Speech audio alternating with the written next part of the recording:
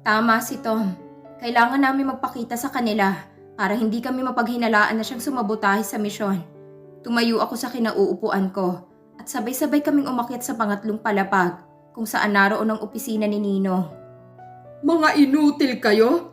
Bakit pa palaging palpak ang misyon na ibinibigay sa inyo kapag magkakasama kayo? Malakas na boses ni Nino na kahit nasa labas pa lamang kami ng pintuan ng kanyang opisina ay dinig na namin sa sobrang lakas ng tinig niya. Nagpa siya kung huwag munang buksan ng pintuan at saglit na makinig sa kanilang usapan. Sir, mukhang may nagsabotage sa plano natin. Papalapit pa nga lang si Paul kay Ivan ay bigla na siyang sinalubong at dinampot ni Haret Del Piero.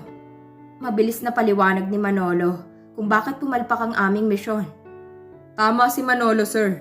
Mukhang alam nilang assassination na mangyayari dahil nakahanda ang team ni Haret. Katulad namin ay nakadisguise rin sila kaya hindi namin sila makilala.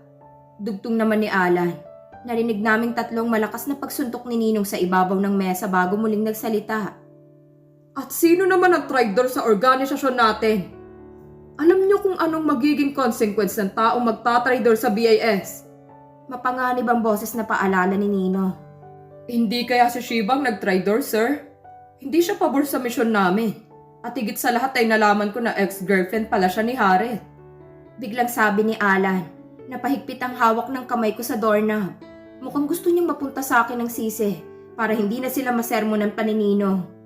At kanino naman kaya niya nalaman na nagkaroon kami ng relasyon ni Haret? Mabuti na lamang at tinapos ko ng lahat sa amin ni Haret dahil tsak na hindi ko malulusutan ito sakaling girlfriend pa niya ako ngayon. May point si Alan, sir. At nasan siya ngayon? Wala siya rito kasama ang dalawang assassin ng BIS na malapit sa kanya. Panggagatong naman ni Manolo sa suspetsyang itinanim ni Alan sa utak ni Nino. Doon ako nagpasyang pihitin ng doorknob at pumasok sa loob. Agad kong tinapunan ng malalim na tingin si Manolo at Alan na parehong nakakunot ang noo habang nakatingin sa balikat kong may benda. Sorry, we're late, Nino. Ginamot pa kasi ni Tom sa kanyang klinik ang sugat ko. Agad kong paliwanag kay Ninong pagkapasok namin sa loob. Naupo kaming tatlo sa bakanteng upuan at ako eksaktong naupo sa tabi ni Manolo. Anong nangyari sa balikat mo, Shiba? Bakit may sugat ka? Nag-aalalang tanong sa akin ni Nino. Binaril siya ni Haret kanina na magkaputukan. Mabilis na paliwanag nito ang pagkatapos ay tinapunan nito ng tingin na magkatabi sa upuan na sina Manolo at Alan.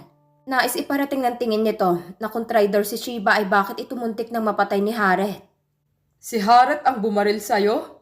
Naguguluhang tanong ni Nino pagkatapos ay humingi ng paliwanag sa tinapunan nito ng tingin na si Alan. Ang sabi mo ay ex-girlfriend ni Haret si Shiba. Pero bakit siya binaril nito? Hindi naman siguro ganoon kawalang puso ang Haret na yon para patayin ang babaeng dati niyang minahal. Hindi kaya gusto mo lamang siraan ang pangalan niya, Alan? Napalunok si Alan at biglang pinagpawisan pagkuwanay tumayo ito at lumapit sa akin. Sir, baka naman hindi totoong binaril siya ni Haret. Baka hindi totoo na may sugat siya. Pagkasabi niyon ay bigla nitong pinisil ng malakas ang aking sugat. Napaungol ako sa sakit, samantalang bigla namang sinipa ni Tom si Alan. Kaya tumilapo nito at bumalandra sa harapan ng mesa ni Nino. Nakita mo nang ginawa mo? Madilim ang muka at galit na sigaw ni Tom kay Alan na bumabangon pa lamang. Agad na inalis ni Tom ang benda sa sugat kung dumugo ng pisilin ni Alan ng malakas. I'm sorry. Akala ko hindi totoong may tama siya ng bala. Paumanhin ni Alan pagkatapos ay muling naupo sa upuan nito. Totoo na ex-girlfriend ako ni Haret, Nino. Pero nagpanggap lamang ako na may gusto sa kanya. Dahil gusto kong malaman kung sinong nagsabi kay Haret tungkol sa assassination na gagawin ko dati kay Mrs. Madrigal. Kung hindi ako nakipaglapit sa kanya, ay hindi ko malalaman na may nagsabi pala sa kanya na ia-assassinate kong babaeng yon. At dahil sa taong nagsabi sa kanya ay muntik na akong mahuli ni Haret. Ngunit tanging yun lamang ang nalaman ko kaya nakipaghawalay agad ako. At isa pa hindi alam ni Haret ang tunay kong pagkatao. Dahil kung alam niya kung sino ako, ay tsak na nasa kulungan na ako ngayon. Pagkat ang misyon niya ay dakpin ako ng buhay man o patay. Mahabang paliwanag ko sa kanila para mawala ang kanilang pagdududa sa akin. So talagang may espiya dito sa ating organisasyon. Kailangang malaman natin kung sino ang taong traidor para maalis na siya. Kuyong mga kamaon na komento ni Nino habang nagtatagi sa mga ngipin. Pagkatapos ay binalingan niya si Tom. Dalhin mo sa klinik mo si Shiva. Gamutin mo ang sugat niya. Utos nito kay Tom. Yes, sir. Mabilis namang sagot nito. Tumayo na ako sa kinauupuan at naglakad palabas sa opisina ni Nino. Kasabay si Tom. Akmang pipihitin ko ng doorknob nang bigla akong tawagin ni Nino. Pagkatapos gamutin ang sugat mo ay bumalik ka rito. Seryoso ang mukha na sabi niya sa akin nang lingunin ko siya. Tumango lamang ako at hindi nagsalita bago tuluyan lumabas sa opisina niya. Hindi lang naman ako nagtagal sa klinik nito at agad din akong bumalik sa opisina ni Nino. Nag-iisa na lamang siya sa loob at may hawak na puting folder. Come here, Shiva. This is your next mission. At kapag nagtagumpay ka sa misyon na ito'y hindi mo na kailangan pang pumatay ng 2 pang tao para makausap lamang ang ating big boss. Kundi ang ulo ng taong ito ang nasa loob ng folder ay sapat na para makausap mo si big boss. Nakangiting pag-i-inform ni Ninong sa akin. Talaga, Ninong? Kapag naging mission accomplished ako sa mission na ito'y makakausap ko ng pinaka-big boss ng BIS? Nanlalaki sa tuwa ang aking mga mata sa aking narinig. Sa wakas ay makakausap ko ng taong gusto kong makausap. Sinisigurado ko yan sa'yo. Sa wakas ay malalaman mo na kung ano ang gusto mong malaman. Maipaghihiganti mo na ang pagkamatay ng iyong mga magulang at mga kapatid. Ngayon pa lang ay binabati na kita. Malawak ang pagkakangiting sagot niya sa akin. Iniabot niya sa akin ang folder na mabilis ko namang tinanggap. Ngunit saka mo na gawin ang misyon na ito kapag tuluyan ka ng magaling. Maraming salamat po sa tulong niyo, Ninong. Kung hindi dahil sa inyo, hindi ako magkakaroon ng pagkakataong makapaghiganti sa mga taong pumatay at nag-utos na patayin ng pamilya ko. Matamis ang pagkakangiting sagot ko sa kanya. Ngunit sa likod ng aking matamis na ngiti ay naroon ang talim at panganib. Humanda ang mga taong may sala dahil hindi ko sila titigilan hanggat hindi ko sila nauubos patayin. Good luck! Sabi pa ni Ninong pagkatapos ay hinayaan na niya akong lumabas sa opisina niya.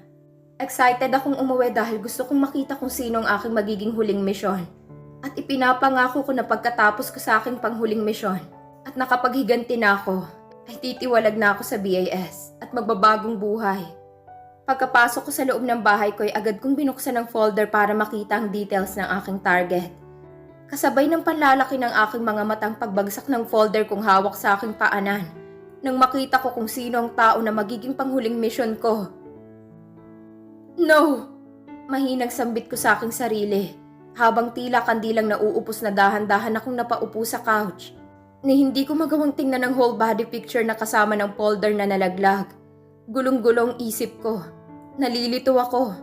Buong sistema ko'y tumututol na gawin ko ang aking huling misyon. Ngunit kapag hindi ko naman ito gagawin, ay hindi ko alam kung bibigyan pa ako ng chance ni Ninong para mang-assassinate ng ibang tao. Bakit ba sa akin napunta ang misyon na to? Bakit hindi na lang ito napunta kay Manolo o di kaya kay Alan? Sinusubukan ba ako ni Ninong Rafi? Anong gagawin ko? Kaya ba kitang patayin? Hindi ko napigilan ang pagtulo ng aking mga luha. Bakit kailangan dumating ako sa punto na kailangan kong mamili sa 2 bagay na sobrang mahalaga sa akin? Hindi ko mapagdesisyonan kung anong mas matimbang sa akin. Ang pagmamahal ko ba o ang pagkamuhi? Mabigat ang dibdib na napasandal ako sa sopa habang umiiyak hanggang sa hindi ko na malaya na nakatulog na pala ako. Nagising lamang ako nang tumunog ang cellphone ko na nasa loob ng aking bag na nabitiwan ko kanina. Agad kong kinuha ang phone ko para tingnan kung sino ang tumatawag sa akin. Haret! Iyaw ko sa aking isip nang makita kong pangalan na nakalitaw sa screen. Pinindot ko ang answer button, ngunit hindi ako nagsalita. Shiva, mag-usap tayo. Baka naman may pag-asa pa sa ating dalawa. Sabi ni Haret sa kabilang linya. Napapikit ako nang marinig ko ang kanyang boses. Damang-dama kong paghihirap ng kanyang loob. Magmula nang makipaghiwalay ako sa kanya ay ngayon lang siya tumawag sa akin. Akala ko'y tanggap na niyang wala na kami. Ngunit pinalipas lang pala niya ang ilang araw bago ako tinawagan. Sa halip na sagutin ang kanyang tawag ay pinindot ko ang end button. Sapat na sa akin na marinig ang kanyang tinig. Kahit na saglit lamang. Kahit paano'y naibsan ang pangungulilang nadarama ko sa kanya. Pumikit ako at huminga ng malalim. Sa ayaw ko man o sa gusto ay kailangan kong magpasya. I'm sorry, Haret. Pero kailangan kong gawin ito. Ito ang paraan para mabigyan ko ng katarungan ng sinapit ng aking pamilya. Sa kabilang buhay mo na lamang ako paghigantihan. Malungkot ang tinig na kausap ko kay Haret. na para bang nasa harapan ko siya. Kailangan kong patigasin ang aking puso. Mawawala ng saysay ang pagsali ko sa BAS at ang pagpatay ko ng ilang tao kung hindi ko itutuloy itong huling misyon ko. Kaya kahit pakiramdam ko'y sarili kong papatayin ko, ay pikit mata kong gagawin ang aking huling misyon. Harriet's POV. Sir, tama na po yan. Lasing na po kayo kaya awat na sa pag-inom. Awat sa akin ni Sargento sa walang tigil na pag-inom ko ng alak. Nasa loob kami ng bar ngayon at nagpapakalasing. Hindi pala kami, kundi ako lang dahil hindi naman umiinom si Sargento. Wala raw kasi magmamaneho sa sasakyan ko kapag pareho kaming malasing. Hindi pa ako lasing, Sargento. Nagpapainit pa lang ako. Sagot ko sa kanya pagkatapos ay muling tinungga ang baso ng alak na nasa kamay ko. Masakit na masakit ang aking dibdib, kaya gusto kong magpakalasing para kahit pa sumandali ay makalimutan ko ang dahilan kung bakit ang bigat at ang sakit ng aking dibdib. Hindi man lang nagsalita si Shiva nang tawagan ko siya kanina. Agad niyang pinatay ang cellphone niya na tila ba ayaw na niya talaga akong makausap. Wala na yatang pag-asa na magkabalikan pa kaming dalawa. Bakit ba kayo naglalasing, sir? Hindi ba dapat ay magsaya tayo dahil hindi nagtagumpay ang mga assassins na patayin ng pinsan mo? Tayo ang nagtagumpay na mailigtas ang buhay ni Sir Ivan, kaya dapat lang na magdiwang tayo. Naguguluhang sabi ni Sargento. Saka dapat din tayo magdiwang dahil alam na natin ngayon na isang babae pala si Silent Assassin. Dagdag pa nito. Ano ba sa tingin mong ginagawa ko? Hindi ba nagdidiwang ako ngayon? Umiinom ako dahil masaya ako at hindi nagtagumpay ang mga assassins na yun sa masama nilang balak sa pinsan ko. Nakangiting sagot ko sa kanya. Pagkatapos ay muling nagsali ng alak sa baso at mabilis na tinungga. At nagdidiwang din ako dahil nalaman ko na si Silent Assassin pala'y isang babae. Kaya uminom ka rin at samahan mo akong magdiwang. Dagdag ko pa sa aking sinabi. Napakamot na lamang sa kanyang batok si Sargento at napapailing habang nakatingin sa akin. Silent Assassin. Hindi ko talaga ine-expect na isang babae pala si Silent Assassin. Na isang babae palang matagal ko nang hinahanap at ilang beses ko nang nakalaban. Napakagaling niya magtago ng kanyang tunay na pagkatao. Ngunit kahit babae pa siya, hindi ko hahayaan na patuloy siyang pumatay ng tao at ilagay sa mga kamay niyang batas. Alam ko na balang araw ay matutuklasan ko rin ang tunay niyang pagkatao. Sir, iuuwi na kita. Lasing na lasing ka na eh. Mas mahirap kung iuuwi kita sa bahay mo kapag hindi ka na makagulatay sa sobrang kalasingan. Ani Sargento, pagkatapos ay binayaran niya sa counter ang nainom kong alak at inalalayan akong makatayo kahit na kaya ko pa naman ang sarili ko. Oo, at tinamaan na nga ako ng alak. Ngunit hindi ko masasabing lasing na lasing ako dahil aware pa ako sa aking kapaligiran. Aware pa ako kung anong aking ginagawa at pinagsasabi. Ngunit hindi na lamang ako pumalag at hinayaan ko na lamang siyang akayin ako palabas ng bar. Shiva's POV. Mula sa pagkakaupo sa sopa ng bahay ni Harriet, ay bigla akong napatayo nang marinig kong pagparada ng kotse niya sa tapat ng gate ng bahay niya. Napapikit ako at napakuyom ang aking kamao. Bakit ba siya umuwi ngayong gabi? Hindi sana siya umuwi para hindi ko maituloy ang ibinabala kong pag-assassinate sa kanya ngayon. Si Harriet ang aking panghuling target. Siguro dahil nalaman ni Ninong na ex-boyfriend ko siya. At nais niyang itest ang loyalty ko sa BAS. Kaya sa akin niya ibinigay ang misyon na ito. Loyalty my ass. I will never be loyal to them. Dahil hindi ako umanib sa BIS para maging aso nila. Sir, sasamahan kita hanggang sa loob. Narinig kong kausap kay Harriet ng kasama nito. Wag na, Sargento. Kaya kong sarili ko. Ang mabuti pa umuwi ka na at gamitin mo na lamang ang kotse ko. Bukas mo na lamang ibalik. Sagot ni Harriet sa lalaking tauhan pala nito na isa ring pulis kagaya nito. Sige sir, aalis na ako. Paalam ni Sargento kay Harriet. Hindi nagtagal ay narinig kong umalis na si Sargento sakay ng kotse ni Harriet. Walang pagmamadali na hinugot ko mula sa aking bewang ang aking deadly needle. Ang aking deadly weapon na siyang papatay sa lalaking mahal ko. Shiva, nandito ka? Magkahalo ang gulat at tuwa sa boses ni Harriet. Nang pagbukas ng pintuan ay nakita niya akong nakatayo sa loob ng sala at naghihintay sa kanya. Humugot ako ng malalim na buntong hininga para paluwagin na nagsisikip kong dibdib. Hindi ko maiwasang manginig habang naglalakad ng mabagal palapit sa akin si Jared. Sa unang pagkakataon ay nakaramdam ako ng takot sa harapan ng taong papatayin ko. Gusto kong umiyak. Gusto kong magmura kung bakit sa akin panapunta ang misyon na ito. Ngunit pinigil ko ang aking sarili. Dahil sa bandang huli gagawin ko pa rin ang misyon ko. Alang-alang sa pagtuklas ko kung sinong mga tao ang dapat na managot sa pagkamatay ng aking pamilya. I'm sorry, Jared. Umiiyak ang kalooban na sambit ko. Pagkatapos ay mabilis akong naglakad pa sa lubong sa kanya para iturok sa kanyang leeg ang aking deadly needle. Ngunit hindi ko inaasahan ang ginawa niya nang makalapit ako sa kanya. Bigla niya akong kinabig sa batok at siniil ng mariing halik. Tila naparalisa ang aking buong katawan nang maramdaman kong mainit at malambot niyang mga labi. Ang kamay kong may hawak na karayom ay nabitin sa ere at hindi makagalaw. Ngayon ko lang na-realize na sobrang miss na miss ko pala siya. Kaya ang kamay kong nabitin sa ere ay biglang gumalaw at yumakap sa kanyang batok.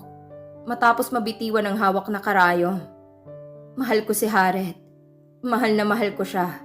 Kaya kahit sa sandaling ito ay pagbibigyan ko ang aking sarili na damihin ng kanyang pagmamahal. Ang mga labi kong hindi gumagalaw ay kusang gumalaw. At tumugon ng kasing init ng kanyang mga halik. Parang wala nang bukas kung maghalikan kaming dalawa. Sa bagay wala na talagang bukas, ngunit para lamang kay Jared. Dahil bukas ay hindi na siya magigising pa. Nang akayin niya ako papasok sa kanyang kwarto ay walang pagtutula kung nakapasa aking dibdib. Hindi niya pinutol ang aming paghahalikan habang inaakay niya ako papasok sa kwarto niya. At habang papasok kami sa loob ng kwarto ay isa-isang inaalis ang aming mga kasuotan. Kaya nang makarating kami sa ibabaw ng kanyang kamay pareho na kaming walang saplot sa katawan. Maski ano. I love you so much, Shiba. Anas ni Jared habang gumagapang ang kanyang mga labi pababa sa aking leeg. Napaungol ako ng malakas nang makarating ang mga labi niya sa kung saan-saang parte ng aking katawan. Hindi ko mapigilan ng mapaliyad at mapasabunot sa kanyang buhok. Pakiramdam ko ay mababaliw na ako sa tindi ng sensasyong nararamdaman ko. At nang bumaba ang kanyang mga labi patungo sa pinakaiingat-ingatang bahagi ng aking katawan, ay tila nais na mapugto ang aking hininga. Wala akong magawa kundi ang mapaungol ng malakas at makagat ang aking pang-ibabang labi habang nakahawak ng mahigpit ang aking mga kamay sa bedsheet ng kama. Stop it, Jared! Hindi ko napigilang saway sa kanya habang pinagpapala ng kanyang mga labi ang bahagi ng aking katawan na wala pang kahit sinong nakakahawak. Maliban sa kanya. Pakiramdam ko'y tuluyan na akong mababaliw kung hindi ko siya aawatin. Naging masunuri naman si Jared. At muling gumapang paitaas ang kanyang mga labi. Nagtagal ang kanyang mga labi sa aking leeg. Kasabay ng aking pag-ungol at pagkagat sa ibaba kong labi ang tila pagkapilas ng kung ano sa ibabang bahagi ng katawan ko. Nang tuluyan na niyang pinag-isa ang aming mga katawan. Hapo at pawisan ng katawan na umalis siya sa ibabaw ko. At pagkatapos ay niyakap niya ako ng mahigpit. May ngiti sa kanyang mga labi na tuluyan na siya nagpagupo sa pagod at antok na nararamdaman. Samantalang ako'y dilat na dilat ang mga mata.